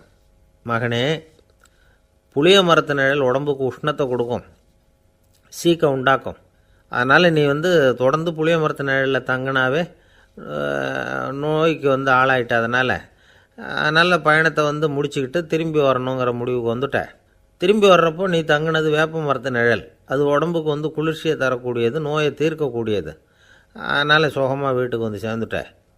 உன்னோட தேசாந்திர பயணத்தை தடுக்கிறதுக்காக தான் இப்படி பண்ணினேன் அப்படின்னாங்களாம் அந்த அம்மா. பார்த்தீங்களா அம்மாவோட புத்திசாலித்தனத்தை? அப்பாவாக இருந்தால் இப்படியா பண்ணுவார்? ஒரு அப்பா வந்து பையன்கிட்ட 10 ரூபா கொடுத்து இதை எடுத்துக்கிட்டு அடுத்த ஊருக்கு போய் அங்கே இருக்கிற மாமா கிட்ட இதை கொடுத்துட்டு வாடா, வழியில் எங்கேயாவது மரத்தடியில் படுத்து தூங்கி விடாதே அப்படின்னு எச்சரிக்கை பண்ணி அனுப்புனாராம். பையனுக்கு எச்சரிக்கையாக வாழறது எப்படிங்கிறத கற்றுக் கொடுக்கறதுக்காக இப்படி பண்ணார். அவன் பணத்தை வாங்கிக்கிட்டு போனான். அப்பா சொன்னதை மறந்துட்டு ஒரு மரத்தடியில் படுத்து தூங்கிட்டான். அவனுக்கு தெரியாமல் அவன் பின்னாடியே போன அப்பா அவன் கையில் இருந்த அந்த 10 ரூபாயை நைஸாக எடுத்துகிட்டு வந்துட்டார். அவன் பையில் தானே வச்சுருந்தான், அது தெரியாமல் எடுத்துகிட்டு வந்துட்டார். அவன் தூங்கிக்கிட்டு இருக்கான். எடுத்துகிட்டு ஒரு மறுபடியும் வீட்டுக்கு வந்துட்டார். பையன் முழிச்சுக்கிட்டு பையை தடவி பார்க்குறான், பணத்தை காணும். அழுதுகிட்டே திரும்பி வந்தான். அப்பா கிட்ட விஷயத்த சொன்னான். அப்பா சிரிச்சுக்கிட்டே சொன்னார், அதுக்கு தான்ப்பா ஆரம்பத்திலேயே எச்சரிக்கை பண்ணினேன், இனிமேலாவது நீ ஜாக்கிரதையாக இருக்கணும் அப்படிங்கிறதுக்காக தான் இப்படி பண்ணினேன். அந்த பணம் எங்கேயும் போயிடலை, நான் தான் அதை உனக்கு தெரியாமல் எடுத்து வச்சிருக்கிறேன். இதோ பாரு அப்படின்னு சொல்லிக்கிட்டு சைடு பாக்கெட்டில் கையை விட்டா அது ஓட்டையாக இருக்குது. அதை எவனோ ஏற்கனவே கத்திரிச்சு எடுத்துகிட்டு போயிட்டான். இப்போ அப்பா முகத்தில் அசடு வழிஞ்சுதான். ஒரு அரசனும் அமைச்சரும் ஒரு நாள் ரொம்ப சாவகாசமாக பேசிக்கிட்டு இருந்தாங்களாம். அரசன் அமைச்சரை பார்த்து ஒரு கேள்வி கேட்டிருக்கார். ஏங்க அமைச்சரே, ஆசை இல்லாத ஒரு மனுஷனால் இருக்க முடியுமா அப்படின்னு. ஏன் முடியாது, துறவி அப்படிங்கிறவங்கெல்லாம் அப்படிப்பட்டவங்க தானே அப்படின்னாராம் அமைச்சர். அவங்கெல்லாம் உண்மையிலேயே ஆசையை விட்டவங்க தானா அப்படின்னு கேட்டாராம் ராஜா. அப்படி தான் இருக்கணும் அப்படின்னாராம் அமைச்சர். அப்படின்னா ஆசையே இல்லாத ஒரு உண்மையான துறவியை நான் பார்க்கணுமேன்னார். அது என்ன பிரமாதம், அதுக்கு நான் ஏற்பாடு பண்ணுறேன் அப்படின்னு விட்டார் இவர். சொல்லிவிட்டு உடனே புறப்பட்டு போனார். அங்கே தேடினார். அப்புறம் தான் அவருக்கு புரிஞ்சுது உண்மை துறவியை கண்டுபிடிக்கிறது எவ்வளவு கஷ்டமான காரியம்னு. இருந்தாலும் ராஜா கிட்ட சொல்லியாச்சே உண்மை துறவியை காட்டுறேன்னு. இப்போ என்ன பண்ணுறது? ராஜா கிட்ட சொன்னபடி நடக்கலைன்னா அவருக்கு கோபம் வந்துடும். அமைச்சர் ஒரு யோசனை பண்ணார். அவருக்கு ஒரு வழி தெரிஞ்சுது. அதுதான் சரின்னு முடிவு பண்ணார். அதாவது அந்த ஊரில் அவருக்கு தெரிஞ்ச நாடக நடிகர் ஒருத்தர் இருக்கிறார், நல்லா நடிப்பார். அவரை போய் பார்த்தார். இதை பாருப்பா, எனக்காக நீ ஒரு காரியம் செய்யணும்னார். என்னன்னு கேட்டார் அவர். நீ ஒரு துறவி மாதிரி கொஞ்சம் நேரத்துக்கு நடிக்கணும். ராஜா வந்து உன்னை பார்த்துட்டு போகிற வரைக்கும் நடி, அது போதும். அதுக்காக உனக்கு 10,000 ரூபா தரேன் அப்படின்னார். அவர் எந்த காலத்தில் இவ்வளோ பணத்தை மொத்தமாக பார்த்துருக்கார். அதனால் உடனே சரின்னு ஒத்துக்கிட்டார். அமைச்சர் வந்து அரண்மனைக்கு திரும்பி வந்தார். என்ன அமைச்சரே, இன்னுமா ஒரு உண்மையான துறவி கிடைக்கலன்னார். உண்மையான துறவி ஒருத்தரை இப்போ தான் கொஞ்ச நேரத்துக்கு முன்னாடி பார்த்து பேசிவிட்டு வர்றேன். அவர் நம்ம ஊருக்கு வெளியில் குளத்தங்கரையில் உள்ள ஒரு ஆலமரத்துக்கு அடியில் உட்காந்துருக்கிறார் அப்படின்னார் இவர். அப்படின்னா உடனே புறப்படுங்க அப்படின்னார் ராஜா. பரிவாரங்களோடு புறப்பட்டார். அங்கே அந்த மரத்தடியில் அந்த ஆள் வேஷம் போட்டுக்கிட்டு துறவி மாதிரி உட்காந்துருக்கிறான். ராஜா நேராக போனார். அந்த துறவி காலில் பொத்துன்னு விழுந்து வணங்கினார். உடனே ராணியும் அவர் காலில் விழுந்தாங்க. அடுத்தபடியாக அமைச்சர் விழுந்தார். அவருக்கு தெரியும் இது நம்ம ஆள் தான்னு. இருந்தாலும் என்ன பண்ணுறது, நேரம். அப்புறம் பரிவாரங்கள்லாம் துறவி காலில் விழுந்து ஆசீர்வாதம் வாங்கிட்டாங்க. ராஜா அப்புறமா தங்கத்தட்டில் பொன்னையும் பொருளையும் வச்சு அந்த துறவிக்கிட்ட ரொம்ப பணிவாக நீட்டுறார். தாங்கள் தயவு பண்ணி இதை ஏற்றுக்கணும் அப்படின்னு வேண்டிக்கிட்டார். அந்த துறவி பற்றில்லாமல் அதை பார்த்தார். எல்லாத்தையும் திறந்துவிட்ட எனக்கு இதெல்லாம் எதுக்காக அப்படின்னு சொல்லி அதை மறுத்துட்டாராம். ஆஹா, உண்மையான துறவியை பார்த்துட்டோம் அப்படிங்கிற ஆனந்தம் அரசருக்கு. ரொம்ப நிம்மதியாக திருப்தியாக திரும்பி வந்தார் அரண்மனைக்கு. அதுக்கப்புறம் அமைச்சர் யாருக்கும் தெரியாமல் அந்த துறவிகிட்ட ஓடினார். சொன்ன பிரகாரம் பணத்தை நீட்டினார். இந்தாப்பா, நான் உங்ககிட்ட சொன்னபடி 10,000 ரூபா பணம் எடுத்துக்கோ அப்படின்னார். அந்த ஆள் ராஜா கிட்ட சொன்னது மாதிரியே எல்லாத்தையும் திறந்துவிட்ட எனக்கு இதெல்லாம் எதுக்காக வேணாம் அப்படின்னு விட்டாரான். நடித்த வரைக்கும் போதும்ப்பா, இனிமேல் இந்த நாடக வசனம்லாம் வேணாம், வேஷத்தை கலைச்சிரு, பணத்தை வாங்கிக்கோன்னார். இல்லைங்க, இது வேஷம் இல்லை, இது வசனமும் இல்லை, இது உண்மை. கொஞ்ச நேரம் துறவி மாதிரி நடித்ததுக்கே இந்த தேசத்து ராஜா, ராணி, அமைச்சர், பரிவாரங்கள் எல்லாம் என் காலில் விழுந்து வணங்குறாங்க. அப்படின்னா உண்மையான துறவியாக இருக்கிறது எவ்வளவு பெருமையான விஷயம். நான் உண்மையான துறவியாக ஆக போகிறேன், அப்படி முடிவும் பண்ணிட்டேன் அப்படின்னார் அந்த நடிகர். வேஷம் கூட எப்படிப்பட்ட விளைவுகளை உண்டு பண்ணுது பார்த்தீங்களா. நம்மால் ஒருத்தன் ரொம்ப வசதியாக தான் இருந்தான். ஒரு நாள் அவன் சொத்து பூரா திருட்டு போயிட்டுது. அதுக்கப்புறம் இவன் துறவி மாதிரி ஆகிட்டான். ஊர் ஊராக சுற்றினான். ஒரு குருநாதரை தேடி கண்டுபிடிச்சான். அவர்கிட்ட சீடனாக சேர்ந்துக்கிட்டான். அவனை பார்த்து ஒருத்தர் கேட்டார், நீ உண்மையான சீடன் தானான்னு. இல்லைங்க, சீடன் மாதிரி நடிச்சுக்கிட்டு இருக்கிறேன் அப்படின்னா. அது குரு துரோகம் இல்லையா அப்படின்னு கேட்டார் அவர். இல்லைங்க, நான் பண்ணது குரு துரோகம் இல்லை, என் குரு பண்ணது தான் துரோகம். என்னுடைய பணத்தை கொள்ளையடித்தது இவர் தான். அதை எங்கே வச்சுருக்காருன்னு கண்டுபிடிக்கிறதுக்காக தான் இவர்கிட்ட வந்து சீடனாக சேர்ந்துருக்கிறேன் அப்படின்னா. ஒரு ஆள் இருந்தான், நிறைய பணம் சம்பாதிச்சான். ஆனால் செலவு பண்ண மனசு வரல, கருமி. அவன் என்ன பண்ணான், சேர்த்த பணம் பூராவையும் ஒரு மரத்தடியில் புதைச்சி வச்சுருந்தான். வாரத்துக்கு ஒரு தடவை அந்த மரத்தடிக்கு வருவான், புதைச்ச இடத்த ஆவலோடு பார்த்துக்கிட்டு இருப்பான், அதுக்கப்புறம் போயிடுவான். அவ்வளவுதான். ஒரு நாள் ஒரு திருடன் வந்தான், இவன் புதைச்சி வச்சுருந்ததெல்லாம் எடுத்துகிட்டு போட்டான். இது தெரிஞ்சு போச்சு. அந்த கருமி புலம்ப ஆரம்பிச்சிட்டான். இவன் புலம்பலை கேட்டதும் அக்கம் பக்கத்தில் இருந்தவங்கெல்லாம் ஓடி வந்தாங்க. என்ன விஷயம்னு விசாரித்தாங்க. இவன் சொன்னான். ஒரு பெரியவர் கேட்டார், ஏன்ப்பா வாரம் வந்து இந்த இடத்த பார்க்குறதாக சொன்னியே, எப்போவாவது இதில் இருக்கிற பணத்தை எடுத்து செலவு பண்ணியிருக்கியா அப்படின்னு கேட்டார். நான் அப்பப்போ வந்து அதை பார்க்குறது தான் வழக்கம், அதை தொட்டதே இல்லைன்னு அவன். சரி, அப்படின்னா இப்போவும் நீ அதே மாதிரி வாரம் ஒரு தடவை வந்து இந்த இடத்த பார்த்துட்டு போகலாமே அப்படின்னாராம் அந்த பெரியவர். அதுவும் சரிதானே, எவ்வளவு காலமானாலும் அவன் அந்த பணத்தை எடுத்து செலவு பண்ண போகிறதில்ல. அப்படி இருக்கிறப்ப உள்ளே பணம் இருந்தாலும் ஒன்று தான், இல்லாமல் போனாலும் ஒன்று தான். இதிலேருந்து என்ன புரியுதுன்னா, ஒருத்தர்கிட்ட இருக்கிற பணத்தை கொண்டு அவர் பணக்காரரா ஏழையா அப்படின்னு முடிவு செய்கிறது சரியில்லை. அந்த செல்வத்தை அனுபவிக்கிற திறன், பயன்படுத்துகிற திறன், அதை வச்சு தான் அவர் ஏழையா பணக்காரரா அப்படிங்கிறத நிர்ணயம் பண்ணணும். அதுதான் சரி. செலவு பண்ண தெரியாதவன் சேகரம் பண்ணிகிட்டே இருக்கிறதுனால என்ன பிரயோஜனம்? தலைமுடியே இல்லாதவன் தாராளமாக சீப்புகளை வாங்கி சேகரம் பண்ணுறது மாதிரி தானே இது. சில சமயம் செலவு பண்ண நாம் தயாராக இருந்தால் கூட அந்த செல்வம் நமக்கு பயன்படுறதில்ல. அரேபியாவில் ஒரு நகை வியாபாரி விலை உயர்ந்த முத்துக்களை எல்லாம் அவர் வச்சு வியாபாரம் பண்ணிகிட்டு இருந்தார். அவர் ஒரு சமயம் ஒரு பாலைவனம் வழியாக போயிட்டு இருக்கிறார் ஒட்டகத்தில். அப்போது திடீர்னு கடுமையான புயல் வீச ஆரம்பிச்சுட்டுது. திசை தவறி இவர் எங்கேயோ வந்துட்டார். கூட வந்தவங்களையும் காணலை, எங்கே போனாங்களோ தெரியல. இவர் ரொம்ப பயந்து போய் அங்கே எங்கேயுமா அலைஞ்சு திரியிறார். வழியே தெரியல, பசி கடுமையாயிட்டுது. ஒட்டகத்து முதுகில் ஒரு மூட்டை இருந்தது, அதை பிரித்து பார்த்தார். உள்ளே ஏதாவது இருக்கான்னு தேடி பார்க்குறார். அது வரைக்கும் கண்ணில் தட்டுப்படாத அபூர்வமான ஒரு பை கண்ணில் பட்டுது. ஆஹா, அதில் ஏதாவது சாப்பிட்றதுக்கு இருக்கும் அப்படின்னு நினச்சி ஆவலாக அதை பிரித்து பார்க்குறார். அந்த பையில் விலை உயர்ந்த முத்துக்கள் நிறைய இருந்துதான். அப்போ தான் அவர் நினச்சாராம், விலை உயர்ந்த முத்துக்கள் கூட சாப்பிட்றதுக்கு உணவாக முடியாது அப்படிங்கிறத புரிஞ்சுக்கிட்டாராம். எந்த நேரத்தில் எது நமக்கு தேவையோ அது நமக்கு தாராளமாக கிடைக்கணும். அப்படி அது கிடைக்கிறதுக்கு நம்மக்கிட்ட இருக்கிற செல்வம் பயன்படணும். அது நமக்கும் பயன்படலாம், நம்ம மூலமாக அடுத்தவங்களுக்கும் பயன்படலாம். அதுதான் செல்வத்தின் பயன். ஒரு மரத்தடியில் ஒருத்தன் உட்காந்து அழுதுகிட்டு இருந்தான். அந்த பக்கமாக வந்த இன்னொருத்தன் ஏப்பா அழுதுகிட்டு இருக்கிறேன்னு கேட்டான். இந்த இடத்துல தான் பூமிக்கு அடியில் பணம் இருக்குது, புதைச்ச இடம் தெரியல, அதான் அழறேன் அப்படின்னா. நல்லா ஞாபகப்படுத்தி பாரு, எந்த இடத்துல புதைச்ச அப்படின்னு கேட்டான் இவன். அது எப்படி எனக்கு தெரியும், புதைச்சி வச்சிருக்கிறவன் நான் இல்லையே, எங்கள் எதிர்த்த வீட்டுக்காரன் அப்படின்னானா இவன். அந்த ஆள் என்னை கண்ணா புண்ணான்னு திட்டிவிட்டான் சார், அதை நினச்சா எனக்கு ரொம்ப வருத்தமாக இருக்குது அப்படின்னு சொல்லி கவலைப்பட்டார் ஒருத்தர். இதில் கவலைப்படுறதுக்கு என்ன இருக்குது அப்படின்னார் ஒரு பெரியவர். அவர் ஒரு மகான்.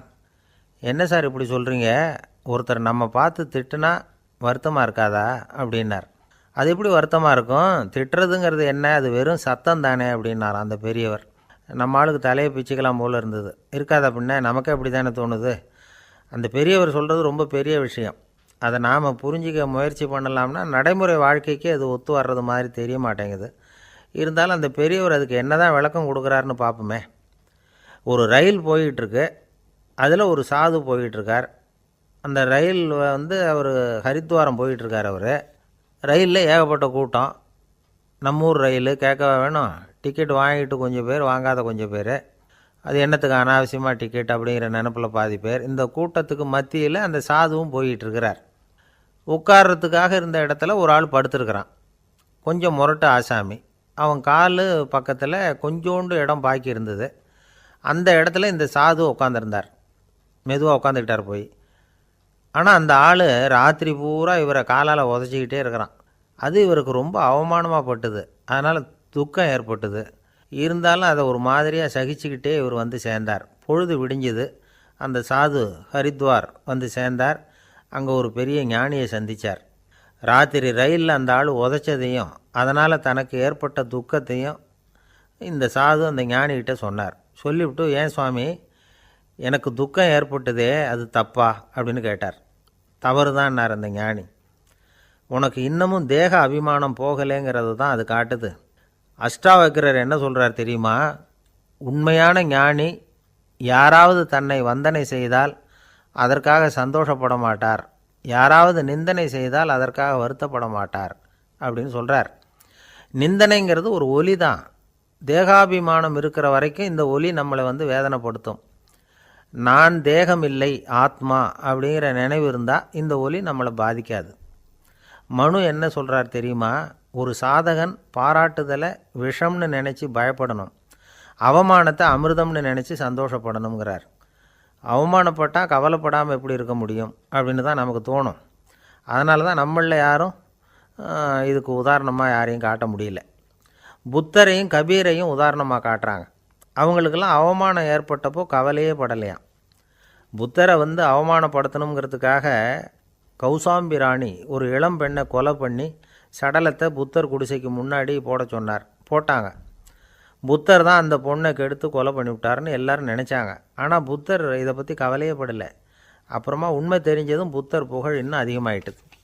ஒரு பெரிய சபையில் ஒரு மோசமான பொண்ணு நுழைஞ்சி தனக்கும் கபீருக்கும் சம்பந்தம் உண்டுன்னு சொன்னான். கபீர் கவலைப்படலை. அவங்க மாதிரியெல்லாம் நாமளும் இருக்க கற்றுக்கணும். நிந்தனை, அபகீர்த்தி, அவமானம் எல்லாம் ஆண்டவன் கொடுக்குற பிரசாதம்னு நினைக்கணும் அப்படின்னு சொல்கிறார் அந்த ஞானி.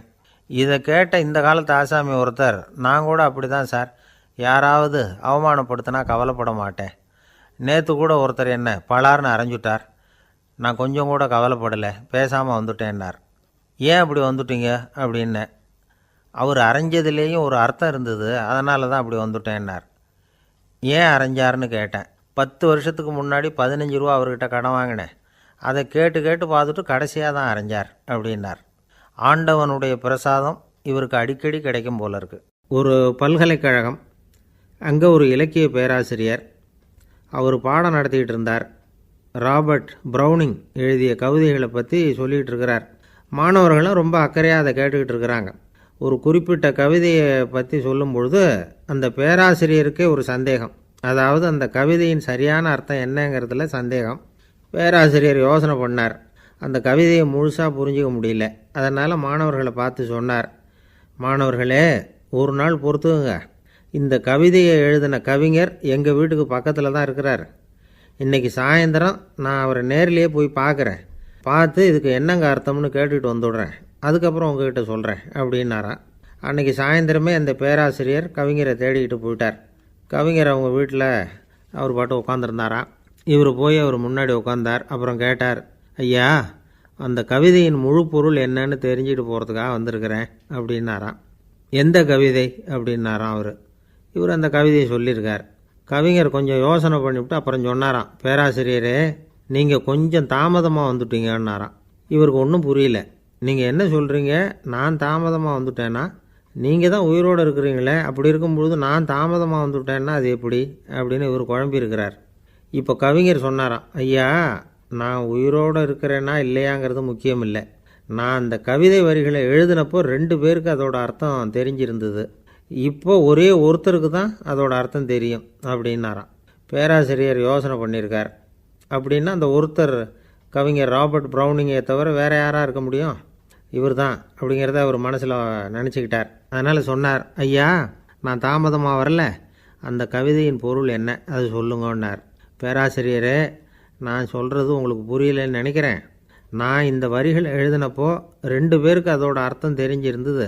அந்த 2 பேர் யாருன்னா, ஒருத்தர் ராபர்ட் ப்ரௌனிங், அதாவது நான், இன்னொருத்தர் கடவுள்.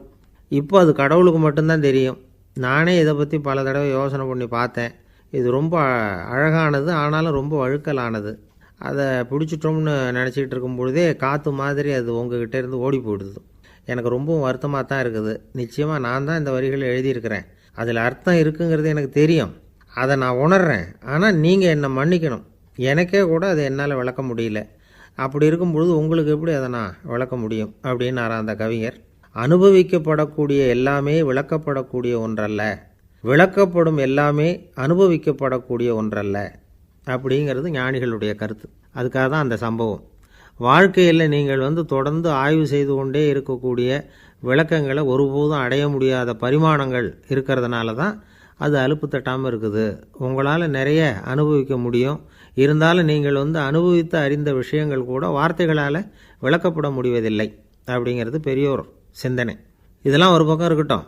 நமக்கு தெரிஞ்ச பேராசிரியர் ஒருத்தர் 1 மணி நேரம் ரொம்ப விவரமாக வகுப்பு எடுத்தார். கடைசியாக சொன்னார், மாணவர்களே, ரொம்பவும் எளிமையாக விளக்கமாக எல்லா விவரமும் சொல்லியிருக்கிறேன். அதனால் இதில் உங்களுக்கு சந்தேகம் வர்றதுக்கு வாய்ப்பே இல்லை. இருந்தாலும் கேட்க வேண்டிய கடமை கேட்குறேன். இது வரைக்கும் நடத்தினதில் யாருக்காவது ஏதாவது சந்தேகம் உண்டா அப்படின்னு கேட்டாராம். எனக்கு ஒரே ஒரு சந்தேகம்தான் சார் அப்படின்னு எழுந்திரிச்சு நிற்கிறான் ஒருத்தன். என்னன்னு கேட்டாராம். இது வரைக்கும் நீங்கள் என்ன பாடம் சார் நடத்துனீங்க அப்படின்னானான் அவன். அம்மாக்காரங்களுக்கு அடிக்கடி ஏற்படுற கவலை ஒன்று உண்டு. அதாவது குழந்தை சரியாக சாப்பிட மாட்டேங்குதே அப்படிங்கிற கவலை. இவங்கெல்லாம் ஒரு விஷயத்தை நல்லா புரிஞ்சுக்கணும். குழந்தைகள்ங்கிறவங்க பெரியவங்க மாதிரி இல்லை. அவங்க கடிகாரத்தில் மணியை பார்த்துட்டு சாப்பிட்றதுக்கு உட்கார்ற ரகம் கிடையாது. பசிச்சா சாப்பிடுவாங்க, இல்லைன்னா விளையாடுவாங்க அல்லது தூங்குவாங்க. அது புரியாமல் அவங்கள கட்டாயப்படுத்தி அல்லது மிரட்டி சாப்பிட வைக்கிறது ரொம்ப தப்பு. ஒரு 8 மாத குழந்தைக்கு 3 மணி நேரத்துக்கு ஒரு தடவை பசிக்கும். அந்த நேரம் பார்த்து சாப்பாடு கொடுத்தா அடம் பண்ணாமல் அது பாட்டுக்கு சாப்பிட்றோம். அதே குழந்தைக்கு 1 வயசு ஆகிறப்போ 4 மணி நேரத்துக்கு ஒரு தடவை பசிக்கும். இந்த வயசில் இயற்கையாகவே பசி குறைஞ்சிருக்கும். அது புரியாமல் என் குழந்தை முன்னாடி மாதிரி இப்போ சரியாக சாப்பிட மாட்டேங்கிறான் அப்படின்னு சில பேர் டாக்டர்கிட்ட போய் சொல்லிக்கிட்டு இருப்பாங்க. இன்னொரு விஷயம், ஒரு குழந்தைக்கு வயசு அதிகமாகிற வேகத்துக்கு உடம்பு எடையும் அதிகமாகிக்கிட்டே போகாது. உடம்பு எடை அதிகமாகிற வேகம் குறைஞ்சிக்கிட்டே வரும். 6 மாத குழந்தைக்கு ஒரு வாரத்தில் 150 கிராம் எடை கூடும். ஒரு வயசில் வாரத்துக்கு 71 கிராம் எடை கூடும். இது புரியாமல் அதிகமாக சாப்பாட்டை கொடுத்து குழந்தைய கஷ்டப்படுத்தக்கூடாது.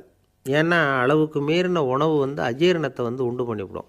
குழந்தைக்கு ஒரு தட்டில் கொஞ்சமாக ஆகாரத்தை வச்சு கொண்டுகிட்டு போய் கொடுக்கணும். மலை மாதிரி குவிச்சு வச்சா அதை பார்த்ததுமே பசி அடங்கி போயிடும். அடித்து மிரட்டி பயமுறுத்தி குழந்தைய சாப்பிட வைக்கிற பழக்கம் இருக்குது பாருங்கள். அதுக்கு ஃபுட் ஃபோர்ஸிங் அப்படின்னு பேர். இப்படி பண்ணினா குழந்தைக்கு சாப்பாட்டில் விருப்பம் குறைஞ்சிரும். அதை கண்டாவே வெறுக்க ஆரம்பிச்சிடும். அது மாதிரி உளம் சார்ந்த பசி குறைவு, சைக்கோஜெனிக் அனோரெக்சியா, அது ஏற்படுமா. சாப்பாடுங்கிறதே ஒரு தண்டனை மாதிரி தோணும். குழந்தைகளுக்கு பிடிச்ச மாதிரியான ஆகாரத்தை கொடுக்கணும். சத்து அதிகம் இருக்குங்கிறதுக்காக அதுக்கு பிடிக்காத ஆகாரத்தை கொடுத்து கட்டாயப்படுத்தக்கூடாது. குழந்தைகளுக்கு 2 வயசு ஆகிறப்போ இயற்கையாகவே எதிர்மறை குணம் உண்டாகும். அதாவது அந்த எதிர்மறையாக பேசுகிறது. இது மாதிரி சமயங்களில் நாம் என்ன சொல்கிறோமோ அதுக்கு நேர்மாறாக நடந்துக்கும். ஏட்டிக்கு போட்டி. சாப்பிட சொன்னால் விளையாட போகும், விளையாட சொன்னால் சாப்பாடு கேட்கும். இதை புரிஞ்சுக்கிட்டு நடந்துக்கணும். குழந்தை சொன்ன பேச்சை கேட்கலேன்னு கோவப்படக்கூடாது. குழந்தை வளர வளர பிடிவாத குணம் வர்றது சகஜம். கேட்டதை வாங்கி கொடுத்தா தான் சாப்பிடுவேன் அப்படின்னு பிடிவாதம் பண்ணும். வாங்கி கொடுத்துடுறது தான் உத்தமம். நீங்களும் அதுக்கிட்ட பிடிவாதம் பண்ணிகிட்டு இருக்கக்கூடாது. ஏன்னா கேட்டது கிடைக்கலையேங்கிற ஏமாற்றம் கூட குழந்தையோட பசியை குறைச்சிரும். கேட்டது கிடைச்சிட்டா பசி அதிகமாகும். கொடுத்ததை மலமலன்னு சாப்பிட்றோம். குழந்தைகளுக்கு கண்ட நேரத்தில் சாப்பிட்றதுக்கு எதையாவது வாங்கி கொடுத்துக்கிட்டு இருந்தால் சாப்பாட்டு நேரத்தில் சாப்பிடாமல் அடம் பண்ண ஆரம்பிச்சிடும். பள்ளிக்கூடம் போகிற பிள்ளைங்க காலை உணவை சரியாக சாப்பிட மாட்டாங்க. அச்சம், அவசரம், பரபரப்பு இதெல்லாம் தான் காரணம். பள்ளிக்கு புறப்படுறதுக்கு ஒரு 3/4 மணி நேரத்துக்கு முன்னாடியே சாப்பாடு போட்டுருங்க, அது சரியாக போடும். படிக்கிற குழந்தைகள் உடல் சோர்வு, மனச்சோர்வு இது காரணமாக கூட சாப்பிட மறுக்கிறது உண்டு. இப்போ உதாரணமாக சாயந்தரம் விளையாடி விட்டு வீட்டுக்கு வந்ததும் சாப்பிட சொன்னால் வேணாம்பாங்க. இது உடல் சோர்வு. ரொம்ப நேரம் வீட்டு பாடங்களை செஞ்சு முடித்த கையோடு சாப்பிட சொன்னாலும் அவங்களால சரியாக சாப்பிட முடியாது. இது உளச்சோர்வு, அதாவது மனச்சோர்வு. இதை தவிர குழந்தைகளுக்கு உடல் நலக்குறைவு ஏற்பட்டால் கூட சாப்பிட மறுக்கிறது உண்டு. சில மருந்து மாத்திரைகள் கூட பசியை குறைச்சிரும். அதனால் சரியாக தெரிஞ்சுக்கிட்டு குழந்தைகளை சாப்பிட வைக்கணும்.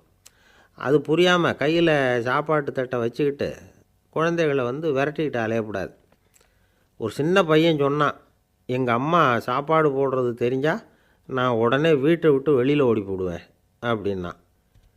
ஏன் அப்படி பண்ணுறேன்னு கேட்டோம். எங்கள் அப்பா கூட அது மாதிரி தான் சார் பண்ணுவார் அப்படிங்கிறான். பந்திக்கு முந்துற ஆசாமிகள் நம்மளில் பல பேர் உண்டு. அப்படி முந்தறதுக்கு கூட முயற்சி பண்ணுறவங்க நிறைய பேர் இருக்கிறாங்க. இதில் என்ன ஒரு விஷயம்னா, பந்திக்கு முந்துறது கூட தப்பு இல்லை.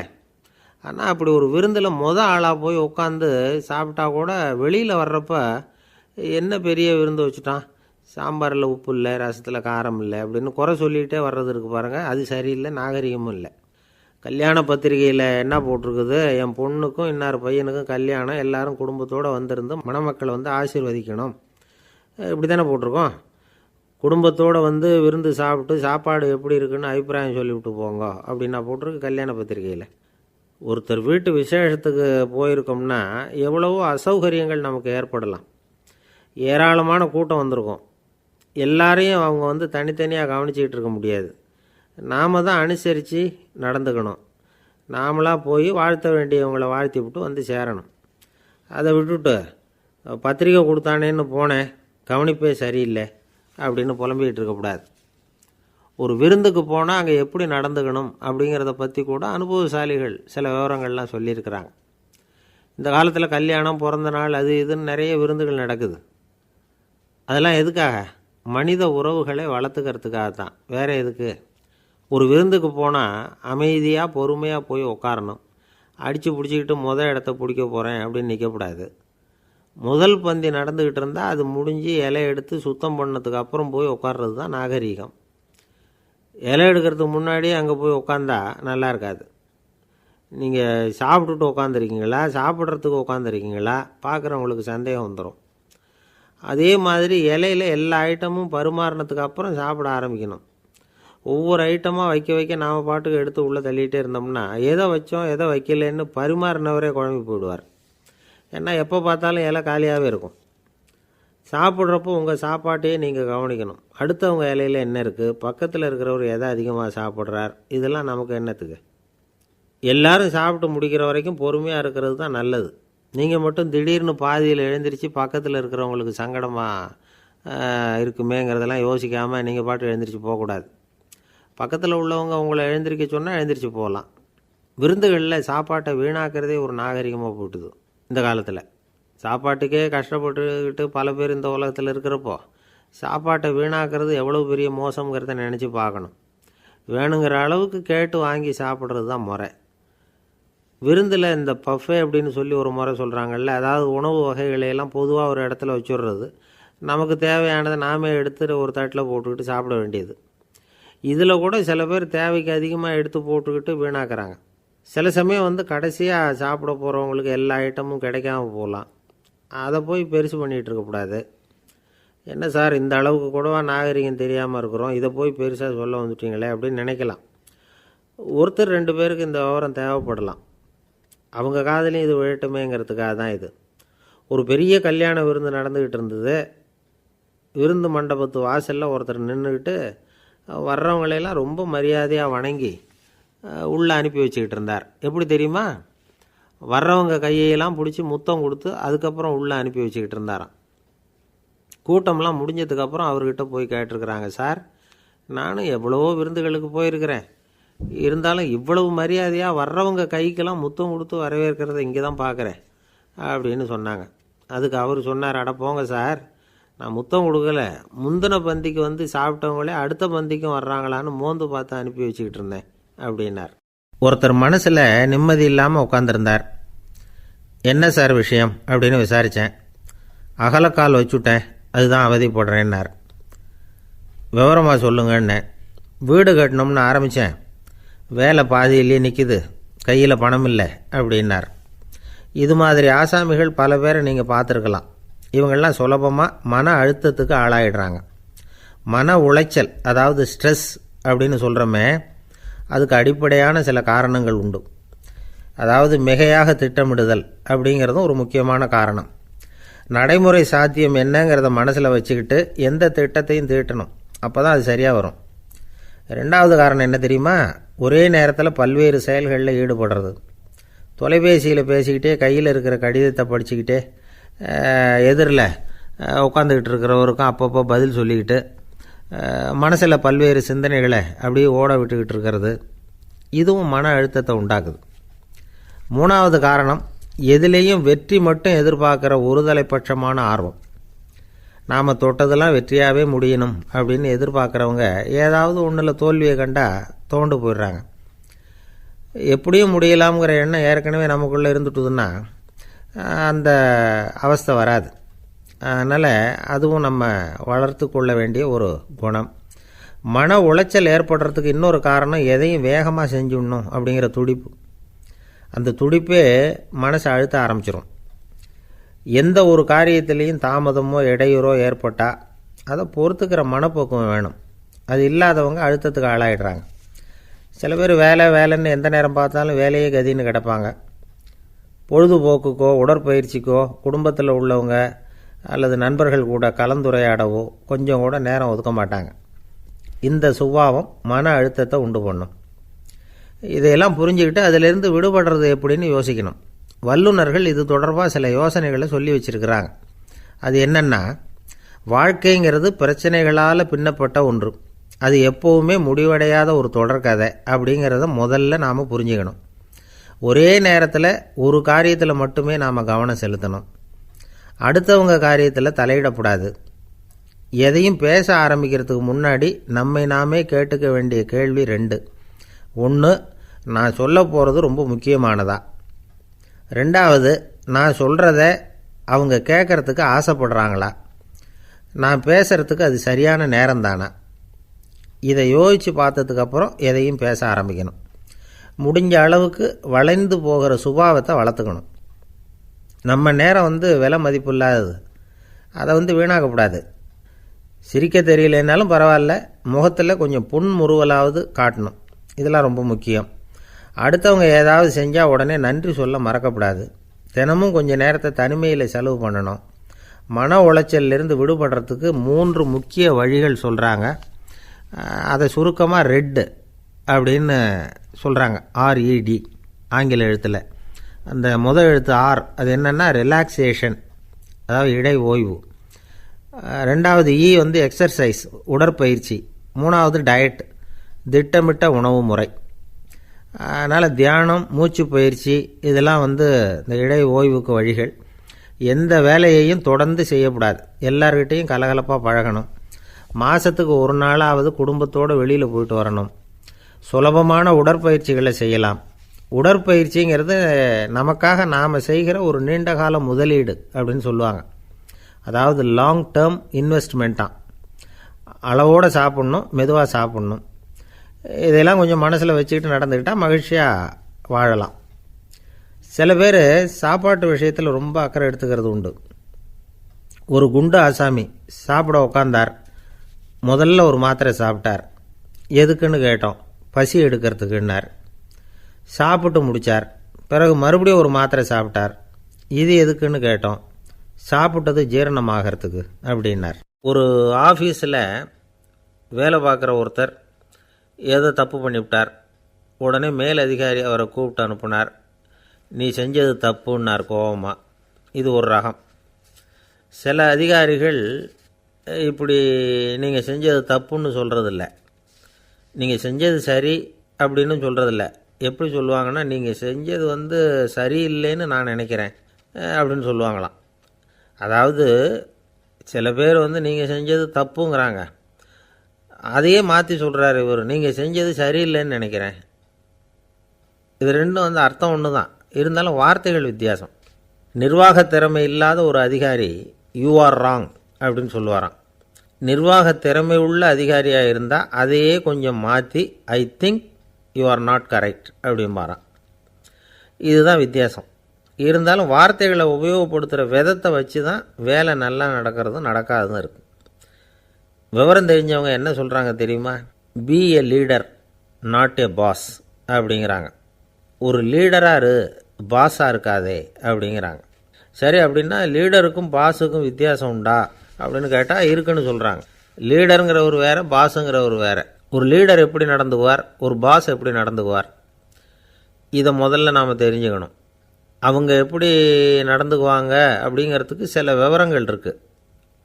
அதை கேட்டோம்னா நாம் புரிஞ்சுக்கலாம் அதை. அதாவது பாஸுங்கிறவர் விரட்டிக்கிட்டே இருப்பார், லீடருங்கிறவர் ஊக்கப்படுத்திக்கிட்டே இருப்பார். நாளைக்கு சாயந்தரத்துக்குள்ளே அந்த வேலையை செஞ்சு முடிக்கலைன்னா தொலைச்சி விடுவோம் தொலைச்சி அப்படிம்பார் அவர். இவர் எப்படி சொல்லுவார்னா, இது வரைக்கும் நீங்கள் செஞ்சுருக்கிற வேலை ரொம்ப அற்புதம் அப்படிம்பார். பாஸுங்கிறவர் அதிகாரத்தை நம்பி செயல்படுறவர், லீடருங்கிறவர் நல்லெண்ணத்தை நம்பி செயல்படுறவர். நம்மக்கிட்ட அதிகாரம் இருக்குது, பவர் இருக்குது, அதனால் காரியத்தை சாதிச்சுடலாம் அப்படின்னு நினைக்கிறவர் அவர். மற்றவங்கக்கிட்ட ஒரு நல்ல அபிப்பிராயத்தை சம்பாதிச்சுக்கிட்டு அது மூலமாக காரியங்களை சாதிக்கிறவர் இவர். பாஸுங்கிறவர் பயத்தை உண்டு பண்ணுவார், லீடருங்கிறவர் அன்பை பரவ செய்வார். அதை செய்யலைன்னா ஆடிட்டில் தகராறாயிடும், இது செய்யலைன்னா இன்க்ரிமெண்ட்டு கட் ஆகிடும், இப்படி ஏதாவது சொல்லி பயமுறுத்திக்கிட்டே இருப்பார் அவர். இவர் அப்படி இல்லை. உடம்பு இப்படி இருக்குது, வீட்டில் எல்லோரும் சௌக்கியமாக இருக்கிறாங்களா, ஆஃபீஸில் எல்லாம் வசதியாக இருக்குதா, நான் ஏதாவது உதவி செய்யணுமா அப்படின்னு அன்புக்கு முக்கியத்துவம் கொடுப்பார். பாஸுங்கிறவர் எதுக்கெடுத்தாலும் நான் சொல்லிகிட்டு இருப்பார், லீடருங்கிறவர் நாமன்னு சொல்லிகிட்டு இருப்பார். பாஸுங்கிறவர் தப்புக்கு காரணம் யாருன்னு பார்ப்பார், லீடருங்கிறவர் தப்பு என்னன்னு பார்ப்பார். இதுதான் ரெண்டு பேருக்கு வித்தியாசம். The boss shows who is wrong, the leader shows what is wrong அப்படின்னு சொல்லுவாங்க. இந்த காரியம் எப்படி செய்யப்பட்டிருக்கு அப்படின்னு தெரிஞ்சுக்கிறவர் பாஸ், இந்த காரியத்தை எப்படி செய்யணும்னு செஞ்சு காட்டுறவர் லீடர். பாஸுங்கிறவர் பணியாளர்களை திட்டுவார், லீடர் மரியாதைக்குரியவராக நடத்துவார், அதுக்குரியவராக அவர் நடந்துக்குவார். செய்கிற வேலையை ஒரு சுமையாக நினைக்க வைக்கிறவர் பாஸ், செய்கிற வேலையை ஒரு சந்தோஷமாக ஆக்கிறவர் லீடர். ஒரு முதலாளியாக இருக்கிறவர் அல்லது ஒரு நிர்வாகியாக இருக்கிறவர் இது மாதிரியான நுணுக்கங்களையெல்லாம் தெரிஞ்சு வச்சுக்கிறது நல்லது. ஒரு பாஸ் இருக்கார், அவர் ஒரு நாள் ரொம்ப பெருமையாக தன்னோட ஆஃபீஸை பற்றி பேசிக்கிட்டு இருந்தார். எனக்கு கீழே 200 பேர் வேலை செய்கிறாங்க சார், நான் ஒரு கோடு கிழிச்சா அவங்க அதை தாண்டாத அளவுக்கு நான் நடந்துக்கிறேன் சார் அப்படின்னார் அவர். அது எப்படி முடியுது உங்களால் அப்படின்னு கேட்டோம். நான் கோடே கிழிக்கிறதில்ல சார் அப்படின்னார். என்ன சார் உங்கள் பையன் என்ன செஞ்சுக்கிட்டு இருக்கிறான் இப்போது அப்படின்னு கேட்டார் ஒருத்தர். அடிக்கடி கண்ணாடி முன்னாடி நின்று அழகு பார்த்துக்கிட்டு இருக்கிறான் சார் அப்படின்னார் அப்பா. இளம் பருவம் இப்படி தான் இருக்கும், அதையெல்லாம் சாதாரணமாக நினச்சிடாதீங்க அப்படின்னார் அவர். என்ன சார் சொல்கிறீங்க, கண்ணாடி முன்னாடி நின்றுக்கிட்டு நேரத்தை வீணாக்கிக்கிட்டு இருக்கான், அதை ஒரு பெரிய விஷயமாக நான் நினைக்கணுமா அப்படின்னார் இவர். இளம் பருவத்தில் இளைஞர்களுக்கும் சின்ன பொண்ணுங்களுக்கும் அடிக்கடி கண்ணாடியில் பார்க்கணும்னு தோணும். அது வெறுமனே அழகு பார்க்குறது மட்டும் இல்லை, அவங்க தங்களையே தேடி கண்டுபிடிக்கிற ஒரு முயற்சி அது. இது ஒரு மனோதத்துவ விளைவு. இது வரைக்கும் சின்ன பிள்ளையாக இருந்துட்டோம், இனிமேல் நாமளும் மற்றவங்க மாதிரி மனிதர்கள் தான் அப்படிங்கிற உணர்வு அவங்களுக்கு வருது. தங்களோட முகம் எப்படி இருக்குது, அழகு எப்படி இருக்குது, உடம்பு நேரம் எப்படி இருக்குது, முடி எப்படி இருக்குது அப்படிங்கிறதையெல்லாம் கண்டுபிடிக்கிறாங்க. அதுக்கப்புறம் இன்னொரு ஆணோ பொண்ணோ தன்னை கவனிக்கணும் அப்படின்னு நினைக்கிறாங்க. இதெல்லாம் மனோதத்துவ உண்மைகள், இதெல்லாம் இயற்கை. இதை பார்த்துட்டு பெற்றவங்க பிள்ளைங்க கெட்டு போட்டாங்க அப்படின்னு நினைக்கக்கூடாது, அவங்கள திட்டிக்கிட்டே இருக்கக்கூடாது. இன்றைக்கி பல குடும்பங்களில் இதுதான் நடந்துக்கிட்டு இருக்குது. மனுஷ வாழ்க்கையிலேயே இப்படியும் இல்லாத அப்படியும் இல்லாத ஒரு பருவம் இளம் பருவம். 13லேருந்து 19 வயசுக்கு உட்பட்ட ஆண்கள் பெண்கள் இந்த வகையை சேர்ந்தவங்க, டீனேஜ் குரூப். இவங்களை சின்னவங்கன்னு நினச்சிட முடியாது, பெரியவங்கன்னு நினச்சிட முடியாது. இவங்க ரொம்ப சென்சிட்டிவ். சமூகம் நினச்சா இவங்களை நல்லவங்களாகவும் ஆக்கலாம், கெட்டவங்களாகவும் ஆக்கலாம். கொஞ்சம் அக்கறை எடுத்துக்கிட்டால் பெரிய பெரிய மேதைகளையும் விஞ்ஞானிகளையும் உருவாக்கலாம். ஆனால் நடக்கிறது என்ன தெரியுமா, அநேகமாக இவங்களை யாருமே சரியாக புரிஞ்சுக்கிறது இல்லை, இவங்களை சரியாக நடத்துறதும் இல்லை. இது வரைக்கும் நாம் சொல்கிறத கேட்டுக்கிட்டு இருந்தான், இப்போல்லாம் அவன் இஷ்டத்துக்கு நடக்க ஆரம்பிச்சுட்டான் அப்படின்னு வருத்தப்படுற பெற்றோர்கள் அதிகம். இது வருத்தப்படுற விஷயம் இல்லை, சந்தோஷப்பட வேண்டிய விஷயம். உங்கள் புள்ள சொந்தமாக யோசிக்க ஆரம்பிக்கிறதும் நடந்துக்க ஆரம்பிக்கிறதும் ஒரு தப்பான விஷயமா? அவன் கடைசி வரைக்கும் உங்கள் பேச்சையே கேட்டுக்கிட்டு இருக்கணுங்கிறது என்ன நியாயம்? இன்றைக்கி இளைஞர்களை பெரியவங்க தப்பாக புரிஞ்சுக்கிட்டு தவறாக நடத்துறதுனால தான் அவங்களுக்கு வெறுப்பு, எரிச்சல், மனக்கசப்பு எல்லாம் உண்டாகுது. பெற்றவங்க சரியாக மதிக்கிறது இல்லை அப்படிங்கிற ஒரே காரணத்தினாலேயே வீணாக போகிற பிள்ளைங்க இன்றைக்கி அதிகம். சரி, பெற்றவங்களுக்கு இன்றைக்கி என்ன தான் புத்தி சொல்ல வர்றீங்க அப்படின்னு கேட்குறீங்களா? நாம் எதையும் சொல்ல வரல, ஆனால் அது சம்பந்தமான சில நிபுணர்கள் சொல்லியிருக்கிறத உங்கள் காதில் போட்டு வைக்கலாம். அது என்னென்னா, பிள்ளைங்கக்கிட்ட அன்பு செலுத்துங்க. குழந்தையாக இருந்தப்போ எவ்வளவு பாசமாக இருந்தீங்க, வளர வளர அதை ஏன் குறைச்சிக்கிறீங்க? பெற்றவங்களின் அன்பான வார்த்தைகளுக்கு ஏங்குறவங்க தான் இன்றைய இளைஞர்கள். அவங்க எதை சொன்னாலும் அதை அக்கறையாக காது கொடுத்து கேளுங்க, அலட்சியப்படுத்தாதீங்க. அவங்க விரும்புகிறது உங்கள்கிட்ட இருந்து ஒரு மதிப்பு, மரியாதை, அங்கீகாரம், இவ்வளவு தான். அவங்க அவங்களாவே முடிவுகள் எடுக்கட்டும், அதுக்கு நீங்கள் உதவியாக இருங்க, அது போதும். மற்றவங்க முன்னாடி, முக்கியமாக அவங்க நண்பர்கள் முன்னாடி அவங்கள பற்றி மட்டமாக பேசாதீங்க. அவங்கக்கிட்ட பொய் சொல்லக்கூடாது. நீங்கள் சொன்னது பொய்ன்னு தெரிஞ்சு போச்சுன்னா உங்கள் பேரில் அவங்களுக்கு இருக்கிற மதிப்பு போயிடும், நம்பிக்கை போயிடும். அவங்களுக்கு முன்னாடி நீங்கள் சண்டை போடக்கூடாது. உங்கள் பிள்ளைய எப்பவும் இன்னொரு பிள்ளையோட ஒப்பிட்டு பேசுகிற வேலையே வேணாம். கூட பிறந்த மற்றவங்களோட கூட ஒப்பிடக்கூடாது. இப்படி செஞ்சால் அவன் உங்ககிட்டையும் பிரியமாக இருக்க மாட்டான், அவங்ககிட்டையும் பிரியமாக இருக்க மாட்டான். புள்ள எங்கே போகிறான், என்ன பண்ணுறான் அப்படின்லாம் துப்பறிஞ்சிக்கிட்டு இருக்கக்கூடாது. இளைஞர்கள் தனிமையை விரும்புகிறவங்க. அவங்கள பெட்டியில் வச்சு மூடி பாதுகாக்கணும்னு நினைக்கக்கூடாது. அவங்கள எப்படி பாதுகாக்கிறது அப்படிங்கிறது அவங்களுக்கே தெரியும். உங்கள் புள்ள எப்படி நடந்துக்கணும்னு நீங்கள் எதிர்பார்க்குறீங்களோ அது மாதிரி நீங்கள் நடந்து காட்டுங்க, அது போதும். ஒரு வீட்டில் அப்பாவும் அம்மாவும் பேசிக்கிட்டு இருக்கிறாங்க. என்னங்க, நம்ம பொண்ணு பெரியவளாயிட்டா, அடிக்கடி கண்ணாடி முன்னாடி போய் நின்றுக்கிட்டு இருக்கிறா, சீக்கிரமாக ஒரு பையனை பார்த்து கல்யாணத்தை முடிக்காமல் இப்படி மசன்னு கல் மாதிரி உட்காந்துருக்குறீங்களே அப்படின்னு சத்தம் போட்டாங்க அந்த அம்மா. அவசரப்படாத, பார்க்குறதுக்கு கண்ணுக்கு அழகாக லட்சணமாக புத்திசாலியாக ஒரு பையன் கிடைக்க வேணாமா, அதுதான் பார்த்துக்கிட்டு இருக்கிறேன் அப்படின்னார் அப்பா. இதுக்கு அந்த அம்மா சொல்கிறாங்க, எங்கள் அப்பா இப்படியெல்லாம் நினச்சிக்கிட்டு இருந்திருந்தா எனக்கு கல்யாணமே ஆயிருக்காது தெரியுமா அப்படின்னாங்களாம். 1816 வருஷம் செப்டம்பர் மாதம் 11 பிரான்ஸ் தேசத்தில் உள்ள ஒரு மருத்துவமனை. அங்கே ஒரு இளம் டாக்டர் கொஞ்ச நாளைக்கு முன்னாடி தான் அந்த ஆஸ்பத்திரியில் புதுசாக வேலைக்கு சேர்ந்துருக்கிறார். அவர் பேர் ரெனே லெனக். அவர் அன்னைக்கு காலையில் அந்த மருத்துவமனையில் அப்படியே ரவுண்ட்ஸ் வந்துக்கிட்டு இருக்கிறார். வார்டில் ஒரு படுக்கையில் ஒரு இளம்பெண் படுத்திருக்கிறார். அந்த பொண்ணுக்கு இருதய நோயாக இருக்கலாம்ங்கிறது மற்ற டாக்டர்கள் சந்தேகம். அந்த காலத்துல எல்லாம் ஒருத்தருடைய இருதய துடிப்பை தெரிஞ்சுக்கணும்னா நோயாளியின் மார்பில் டாக்டர் காதை வச்சு பார்த்து தான் தெரிஞ்சுக்கிறது வழக்கம். ஆனால் இந்த பெண்ணும் இளம்பெண், அந்த டாக்டரும் புதுசாக சேர்ந்துருக்கிறவர். அதனால் பரிசோதனை பண்ண தயங்கினார். கொஞ்ச நேரம் யோசனை பண்ணார். திடீர்னு ஒரு ஞாபகம் வந்தது அவருக்கு. அதாவது அன்றைக்கி விடியற் காலையில் தோட்டத்தில் அப்படி வாக்கிங் போயிட்டு இருந்தப்போ சின்ன பசங்கள்லாம் ஒரு மரக்கட்டையை வச்சு விளையாடிக்கிட்டு இருந்தாங்களாம். அதை இவர் பார்த்துருக்கிறார். அது என்ன விளையாட்டுனா, ஒரு நீளமான மரப்பலகை, அதில் ஒரு முனையில் ஒரு பையன் தன்னுடைய காதை வச்சுக்கிட்டு இருக்கிறான், மறுமுனையில் இன்னொரு பையன் அந்த மரப்பலகையை ஒரு ஆணியால் கீறிக்கிட்டு இருக்கிறான். ஒரு முனையில் ஆணியால் கீறும் பொழுது மறுமுனையில் காதை வச்சிருக்கிற பையனுக்கு அந்த சத்தம் துல்லியமாக கேட்குது. அந்த டாக்டருக்கு காலையில் பார்த்த இந்த விளையாட்டு ஞாபகத்துக்கு வந்துட்டுது. உடனே என்ன பண்ணார் தெரியுமா, ஒரு நீளமான காகிதத்தை எடுத்தார். அதை அப்படியே உருளை மாதிரி உருட்டினார். ஒரு முனையை அந்த நோயாளியின் மார்பில் இடது பக்கம் வச்சார், இன்னொரு முனையில் தன்னுடைய காதை வச்சார். என்ன ஆச்சரியம், நோயாளியின் மார்பில் நேரடியாக காதை வச்சு கேட்குறத விட துல்லியமாக கேட்டுது இதய துடிப்பு. இதய துடிப்பு மட்டும் இல்லை, மூச்சு இழுத்து விடுறது, திரவ பொருள்களின் அசைவு, எல்லா சத்தமும் தெளிவாக கேட்குது. கிரேக்க மொழியில் ஸ்டெத்தாஸ் அப்படின்னா மார்பு, ஸ்கோப்பின் அப்படின்னா பார்ப்பதுன்னு அர்த்தம். அதனால் டாக்டர் ரெனே லெனக் தான் கண்டுபிடிச்ச கருவிக்கு ஸ்டெத்தஸ்கோப் அப்படின்னு பேர் வச்சார். அவரே முதல் மாடலையும் செஞ்சார். அளவு ரொம்ப பெருசாக இருந்தது, சுலபமாக எடுத்துகிட்டு போகிறது கஷ்டம், அது அவ்வளோ கஷ்டமாக இருந்தது அது. அதனால் அவரே அதை அப்புறம் 2 பிரிவாக தயார் பண்ணார். இது 2 துண்டையும் டாக்டர் தன்னோட கோட்டு பாக்கெட்டில் வச்சுக்கலாம், தேவைப்படுறப்ப எடுத்து ஒன்றா சேர்த்துக்கலாம். இப்படி தான் அவர் ஆரம்பத்தில் பண்ணார். தன்னுடைய இந்த கண்டுபிடிப்பை பற்றி அவர் ஒரு புத்தகம் எழுதினார். நிறைய விற்றுது, புகழும் பணமும் சேர்ந்தது. பணமும் புகழும் சேர்ந்தது மாதிரியே அவருக்கு ஒரு நோயும் சேர்ந்தது.